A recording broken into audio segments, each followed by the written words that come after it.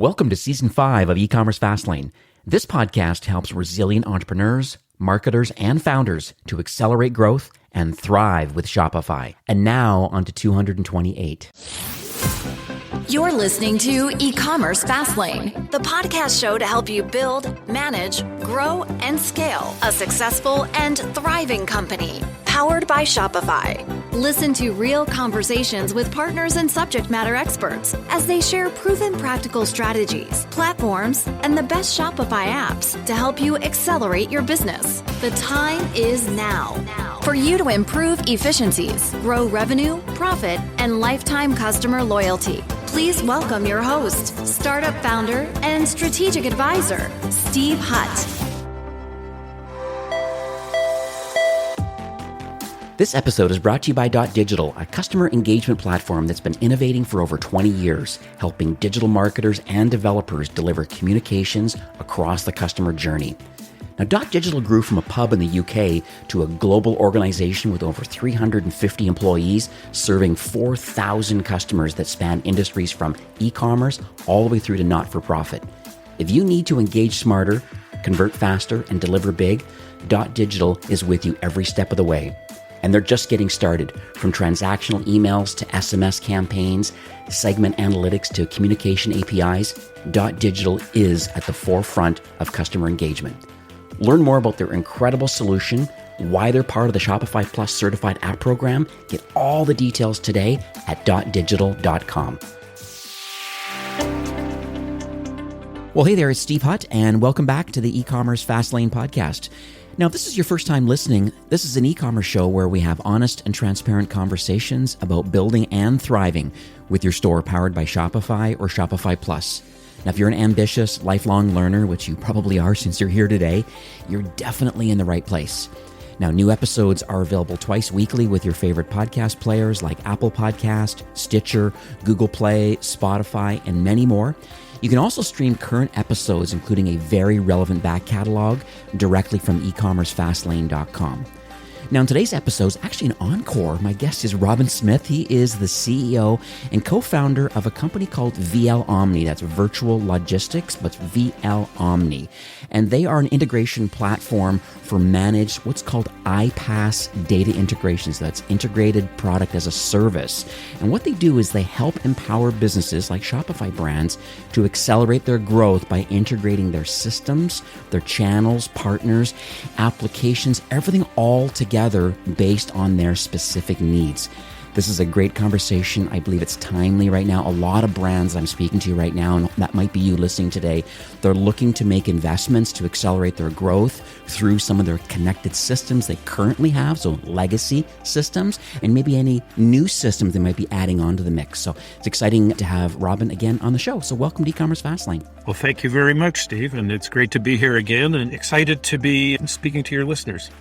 Absolutely. You know, the last time we spoke was literally, I believe it was probably pre-pandemic. So it's been a few years, and you know, you have been helping, and I've been sending you leads quite often for brands to say, hey, I'm having a business challenge here, and this out-of-the-box solution is not working for me. And I know that you've been very helpful, you and your team, kind of, sitting down, coming to the table, helping brands. And so I think we might need to talk a bit about specifically about VL OMNI, the company, and on a high level first. I'm sure we're going to unpack a lot today, but just on a high level first, about what sort of problems does your company solve for Shopify brands? For sure. We've been around now for 28 years, in 1994. Wow. And so we've been around the block a few times, and I've got the bruises and the scars to show for it. We're one of the first companies in Canada to offer integration in EDI. So we come out of B2B. We know B2B very well. And we offered EDI integration into a whole variety of ERPs, CRM, and 3PL platforms. Obviously, fast forward, we had the recession in 2009, the adoption and movement to cloud, and then we had all of the disruption in retail. And we pivoted and started integration to marketplaces, to things like Commerce Hub, Walmart, Amazon, eBay, and so on and so forth. So we come at integration in the e-com space from not only direct to consumer through major retailers, but also through B2B We have customers that are in the logistics space, so we provide integration to logistics, to 3PLs. We work with POS systems, and then we work with merchants in North America and in Europe and the Middle East to provide integration. And what's interesting is that, and this is probably where our background in EDI comes out, is that in today's retail world, a lot of the integration is approached as simply a technical exercise. We've always maintained that it's not just a technical exercise, but it's a business exercise. And this is where our managed service now comes into play, is that we own our integration platform, which is built on AWS microservices technology. We provide a managed element in the sense that we work with the customer, with the merchant, to define what they want to do strategically, how it's going to impact their business. And then we tailor the integrations. They're not custom built, they're stock connectors. We collect the business requirements and input into those connectors and transforms. We overlay the business strategy with the technology. And I think this is where we diverge from the, what I would call the plug and play type tool. It's interesting you mentioned that, because I think that's one of the, I guess I'd call it almost the consultative kind of process that you folks have there, which I think is quite unique to the marketplace, because there are lots of connectors and things that are available. And I think, when a brand finds out that there's a challenge between the two and they're not talking together correctly, it can go down an interesting rabbit hole. But you like to pull back a bit and actually understand, what are the business outcomes that we're trying to achieve here?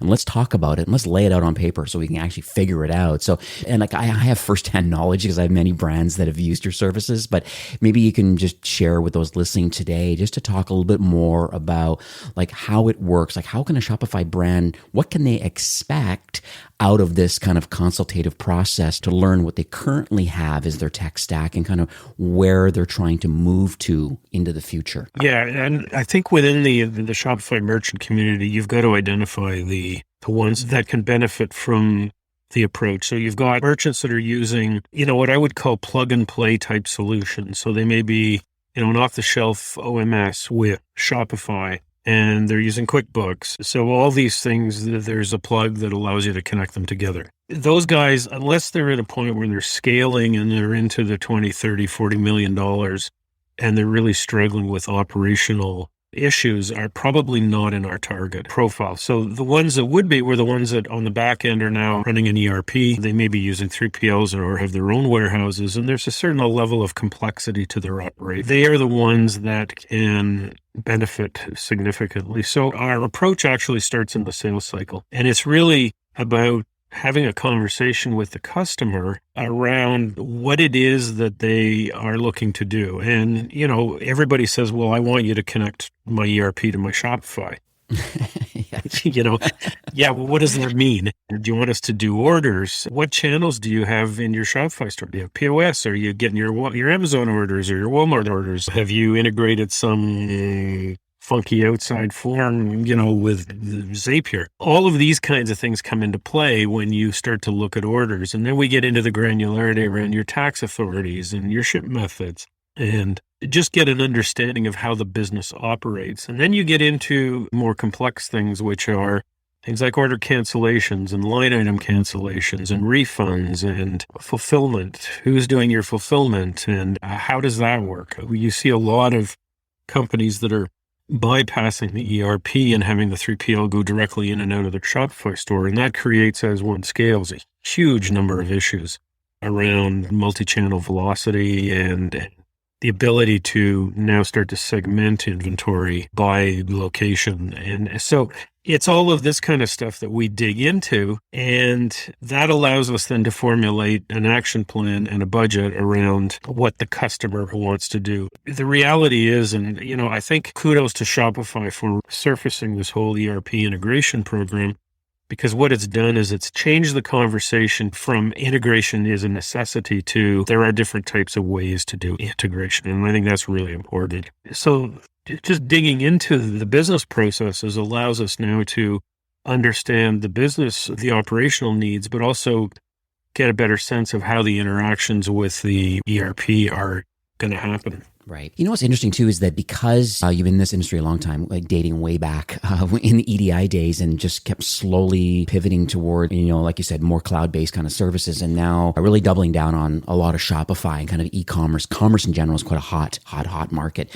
Complexity is growing, and I can see that. And knowing that complexity is there, and I agree with you that there are some. Shopify just launched this kind of, I think in Q4 of last year, this kind of global ERP program. And fair enough, they have a few great connectors, but I believe that they're set in a very unique use case of some basic connection paths. But I find that brands that have made the investment to have, Microsoft Dynamics or to have NetSuite or other kind of platforms as their ERP, in all likelihood, they've scaled to 10, 20, 50 million, 100 million. I got many brands in $200 million range that are just integrating NetSuite right now. There's no way that an out-of-the-box NetSuite connector, I don't care who builds it, it's not going to work for them out of the box, right? That's so true, because you have to look at the connector for what it is. Who is it built for? Well, it's built for the lowest common denominator, and it's going to force you to make changes in the way that you run your business. So, if you've got a really funky product setup, you may have to, and if you go that route of using one of these plug and play tools, then you may find yourself in a situation where you have to restructure your whole product master. And that has downstream implications because you may be selling those products to other channels. So, these are some of the things that you have to think about. You may have volume constraints with these programs. Like if you look at the Microsoft world right now, a lot of the plug and play tools that are out there are really designed to read and write from the database. And they're integrated right into the ERP itself. That's great if you've got low volumes. But the minute you start getting high volumes, particularly in a SQL Server stack, you're going to start getting data collisions, and you may not be able to have the performance, or you may not be able to handle the order volumes that you think you can handle. We recently, it was actually late last year, engaged with a customer down in Chile, a big kitchen supply center that were using a plug-in to SAP Business. Fortunately, we couldn't meet their timeline, but this is what they were running into, is that at their peak seasons, the plug-in and the tool they were using couldn't handle the volumes. So they were losing orders. Their inventory wasn't being synced properly. So there are trade-offs. The plug and play and what Shopify is going with their ERP connectors, it's going to work for some people, but it's not going to work for everybody. I'm going to ask a question about international commerce because it comes up quite a bit now with Shopify just kind of in the midst of rollout of the Shopify markets, they're calling it, which is really helping brands go international. I think the latest stats are something around the North American market really is only 30% of the total GMV. The total consumption of products bought online is happening in North America. So the market is massive. And I think Shopify markets, I'll put a link in the show notes for it. You'll see it in your admin under settings. If you're a customer of Shopify, settings, and then you'll see markets. And it's interesting because it allows for, the multi-currency and languages and, top level domains and things, or even folder domains, how you want to do it. And big thing is duty collections and payment methods and all this kind of fun stuff. But I'm just curious from your perspective, do you have brands that are choosing to go international, using markets or not? They could be using separate store instances, but do you feel that you have, the experience and then the business acumen to kind of really help these brands grow internationally with, depending if they have 3PLs in their local markets or not, or if they're shipping domestically from North America to their international markets? Just want to get your overall feedback about the lay of the land as it relates to via OMNI and then international commerce. Yeah, so that's an interesting question. It's one that's actually quite pertinent given in the UK, you've got Brexit underway and all of the logistics implications around that. So yeah, we have customers in Canada, the US, the UK, as well as the Middle East. We have global experience. I think that there's two sides to this. One is the front-end facing, which you bring up, which marketplaces helps to an extent, and that is language and currency and so on and so forth. You've got sensitivities around translation. I see that regularly. You also have all of the privacy, the GDPR requirements in Europe, e-invoicing requirements in parts of the EU. And then you've got all of the customs issues that come into play. So we do have customers that have Canada, US, Australia, and EU sites, for example. It really depends on how they handle them internally on the back end. If they're running an ERP, they may be divisions. They may be set up as divisions with their own tax collection and so on. Or they may be all feeding into a single ERP. At the end of the day, it's the choice of your logistics providers. The efficiency and the tools that the logistics providers can bring to the table are really, really critical. Because it's all very fine to take an order. At the end of the day, it's how do you get that product to your customer? And I'll give you an example. I ordered, I've got the Land Rover Defender, and I ordered some parts from the UK a week ago. Guy's on Shopify, and he was surprised that I knew so much about Shopify. Of course you do. Went back and forth with him, and he was so happy to get an order from Canada because he said, shipping to the EU now is an absolute nightmare with all the paperwork that I have to go through. I got my order about 5 days later. So it really is the efficiency of your e-com providers and the visibility. I mean, no one likes surprises. No one likes customs duties. If you can collect that stuff up front, do it. Yeah, absolutely. I think that's one of the big claim to fames that a lot of people are enjoying now with Shopify Markets really is that duty and tax collection, all the import fees and having it from within the checkouts. I believe, you can't quote me on the stats here, but anecdotally, I wouldn't be surprised if North American merchants probably have a 50% or more less conversion rate to their international markets because there's no trust. They're not showing duty and tax. And we're Canadian. I'm the same way. When I buy online and I see that they're not collecting duty and tax, then I know that I'm going to get hit. UPS is going to show up and they're going to ding me another $30 or $40 for something. It's irritating. And I think this is where Shopify Markets kind of fits into the equation, was really going to help people. Yeah, no, I completely agree with you. I find with American retailers, it's, we ship internationally, we ship to Canada, and we use DHL or we use UPS. And, lo and behold, you order and you get the notification that your parcel's held at customs and you owe them like $4 million. I knew I was going to have to pay sales tax, but now I got almost double the sales tax in brokerage fees. And I really wish, I would order more from the States, especially the way the dollar is right now, but it's a crapshoot. Yeah. That's going to change. That is changing for sure. So those listening today, it has to change. And so this Markets has got a great opportunity that I think so. You need to kind of look into that. And so I want to pivot a bit to a story now because I think, we all love stories, let's be honest. And I believe like a story really can educate and it can inspire a lot of people. And, there's, 10,000 or more kind of, there's entrepreneurs and founders and marketers, lots of people listening to this episode right now. And I just wondered if you could, we don't throw you under the bus here and catch you off guard, but it'd be great if you could maybe share a story with our listeners, maybe a recent journey of a brand that's implemented via OMNI, because you have two parts. There's the strategic consultation part, which I know very well, but then there's the managed service kind of integration part. So maybe you can help us uncover specifically a brand. You don't have to give them up their names, but just what motivated them from their old process? How do they find you? And then what did you do for them? Yeah, that's an interesting, I have so many stories. Okay. But let me preface a story with a couple of things that merchants need to think about. First of all, the integration should never be an afterthought. I see a lot of merchants going into agencies and spending a ton of money on really slick designs on the front end without a thought about what's going to go into the integration. The second thing is integration is time consuming, unless you're going with a plug and play solution, but you got to know that that's built for the lowest common denominator. It is time consuming and therefore it's expensive. So for somebody to come to us and say, hey, I want you to do orders from all these channels, order cancellations, line item cancellations, my budget is $4,000 or $6,000. That's laughable. So I think that there needs to be some sensitivity around time and price. So let me give you an example. So this is a company that sells nutraceuticals. They're a global brand, well-known. Agency built the website. They spent a lot of energy and time and money on the front end. They wanted integration with their ERP. Problem was that the agency had very limited experience with that particular ERP. And there were a lot of assumptions that were made as part of the integration that when they turned it on, it became issue after issue after they went live. And they were referred to us by another agency that they had reached out to because they were having so many problems with their inventory counts being out of whack, orders not showing up in the ERP with no explanation, products were not being tagged properly, and it was just a litany of issues. Everything worked perfectly in a very controlled set environment, but there hadn't been enough testing.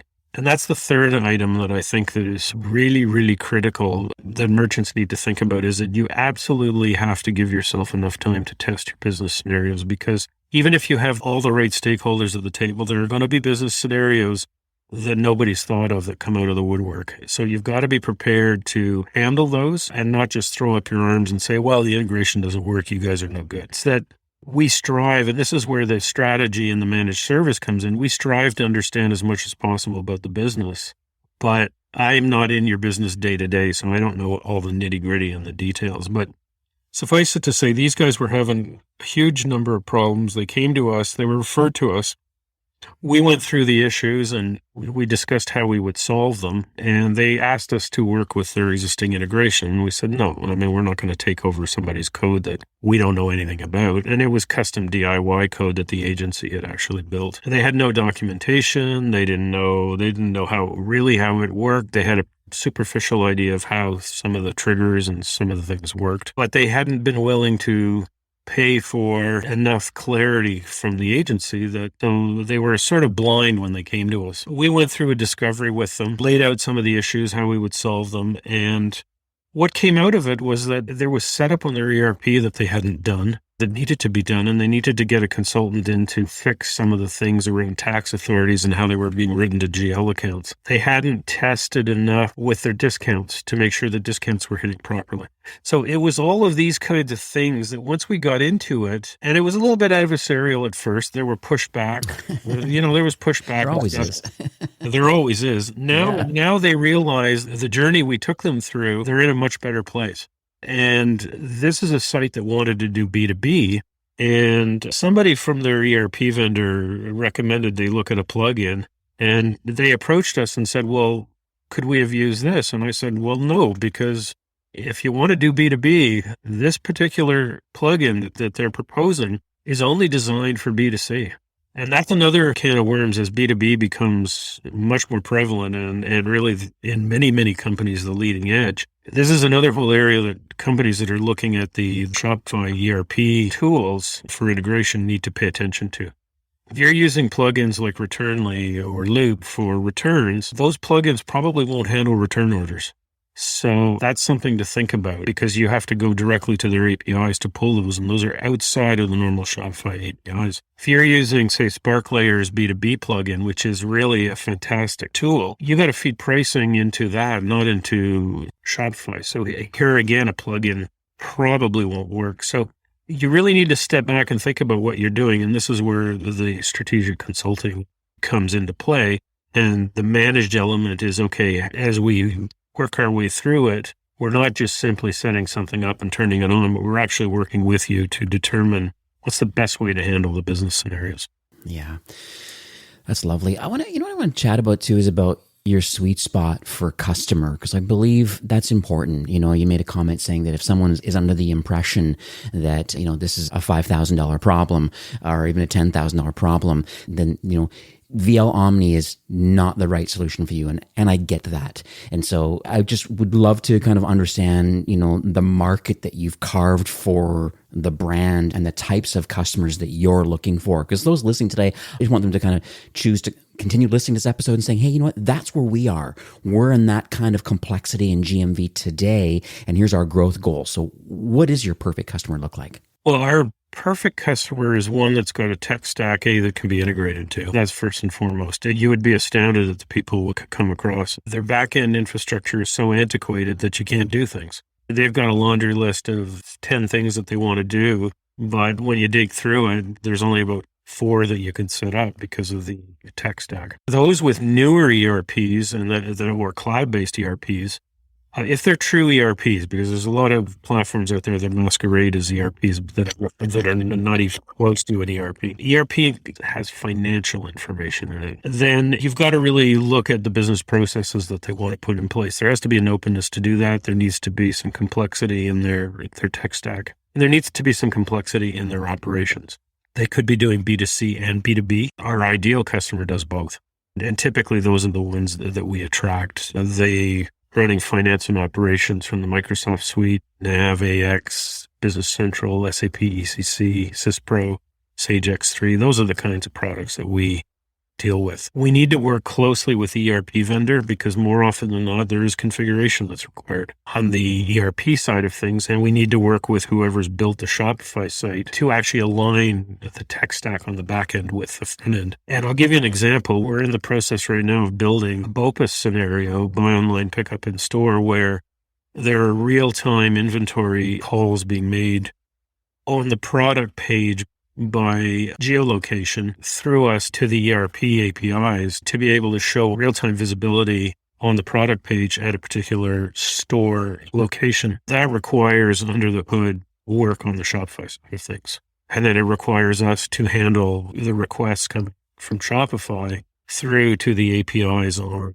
the other side in a way that doesn't impact the customer expectations. I mean, that scenario is being set up for a large retailer with a lot of physical locations across Canada. But as an example of where complexity hits the road and the alignment of what you can do, what you can serve up data-wise, and the front-end customer experience becomes really, really critical. I love that buy online, pick up in store option because I do have, other retailers right now that are, online. They have traditional retail. They like the idea of curbside pickup. Shopify has kind of a basic option for sure that can be functional, but being able to have and reveal real-time inventory counts, just, think of some larger retailers that can do that sort of thing. It's nice to have that option and technology to be able to do that and have already done it or in the process of doing it further for other large retailers. So it really speaks to the relationship between the ERP people, the agency that's building the site, and what we do is that we all have to be in concert.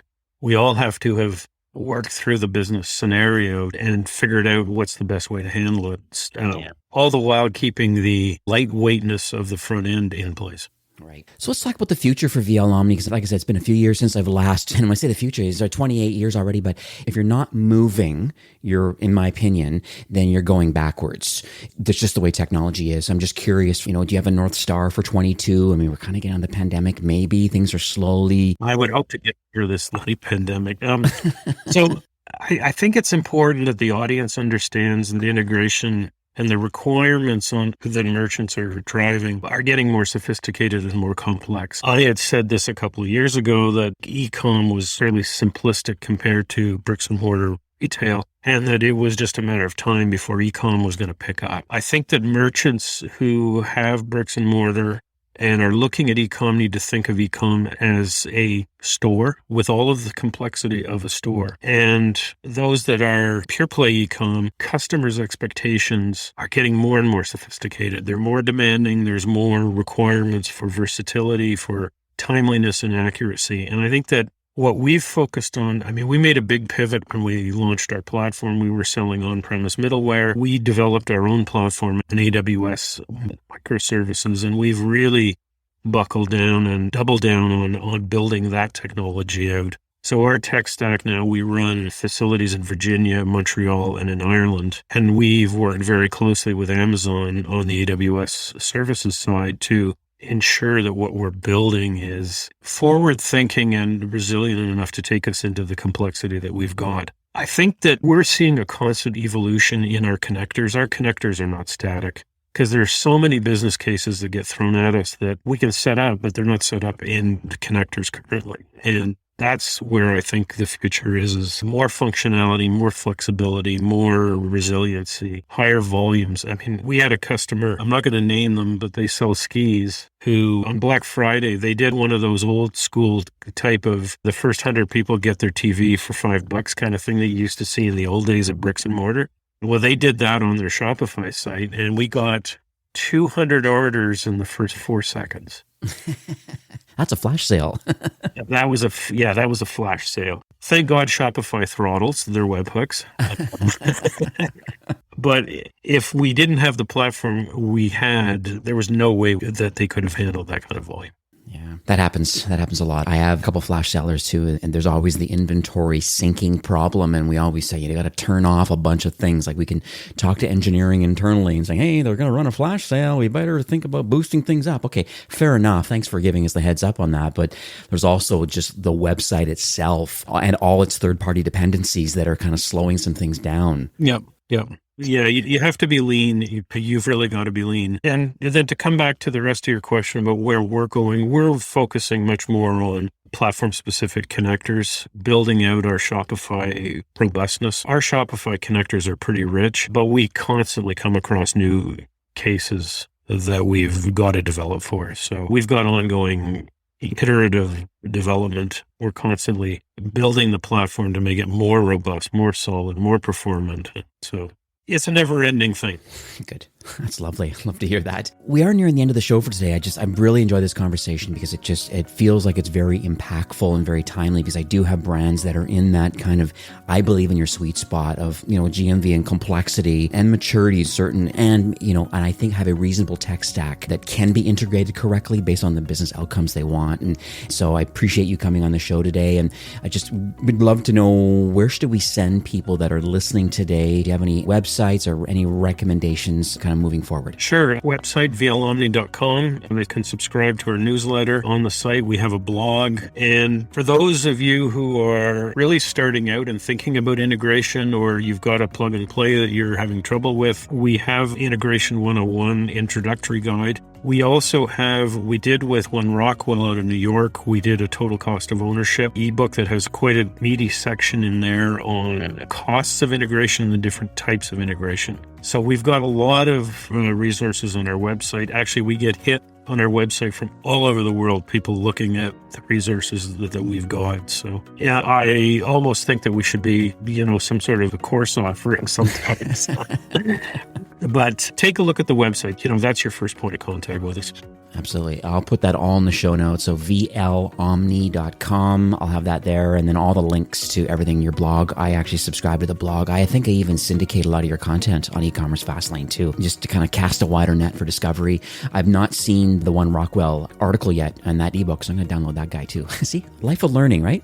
We also did an ebook on where we really dug into B2B. And actually, we have a blog article that we wrote just after Shopify announced their ERP integration program. We wrote a comparative blog to say, okay, if you're going for plug and play, here are all the things that you need to think about. And we gave people a checklist of questions that they need to answer.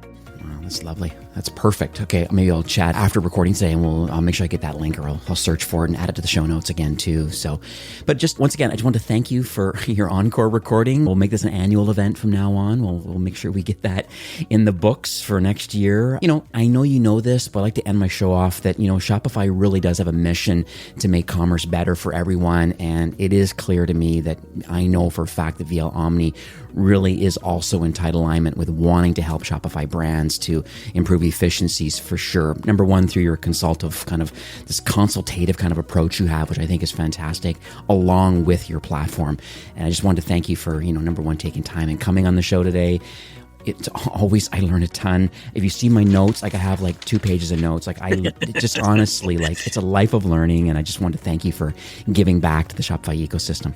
Oh, Steve, you're most welcome. And anytime, I'm at a point where it's time to pay it forward. And I think that there's a lot of misunderstanding out there too of what you can achieve with proper integration. People, and this is something that all merchants should think about, is that people, when they don't understand things, it's human psychology. They focus on what they do understand. And when it comes to integration, it's always price. But you need to peel the onion, and you need to get beyond that. And that's why we've built much of the resources that we've got, is to try and help people to do that. So. All right. That's lovely. All right. Well, have yourself a great afternoon, and thanks again for recording today. Well, thank you. All right. Take care. Great to have been here. Today's episode is brought to you by Digital. From email marketing to full omni-channel marketing orchestration, Digital transforms your customer insights into personalized marketing campaigns. Learn more about their incredible solution and get started today at .digital.com. Well, that's it for today's episode. I'd like to thank you, a loyal listener of e-commerce Fastlane. It's my hope that this podcast is offering you a ton of value through growth strategies, tactics, and exclusive insider tips on the best Shopify apps and marketing platforms. all with my personal goal to help you build, launch, grow, and scale with Shopify. Thanks for investing some time today and listening to the show. I'm so proud and excited that you have a growth mindset and are a constant learner. I truly appreciate you and your entrepreneurial journey. Enjoy the rest of the week and keep thriving with Shopify.